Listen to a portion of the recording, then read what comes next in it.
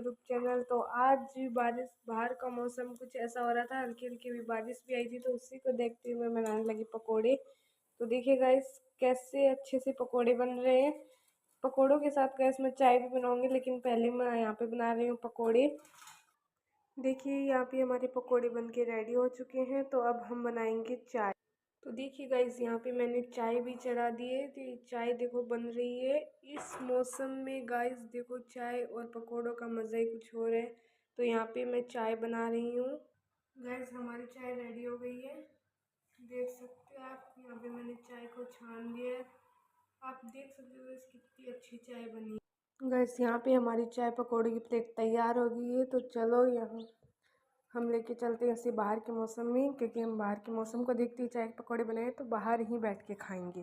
तो गाइस इस प्यारे के मौसम के साथ हम यहाँ पे चाय पकौड़े एंजॉय करते हुए, तो चलिए आपको मिलते हैं नेक्स्ट व्लॉग में, तब तक के लिए बाय बाय।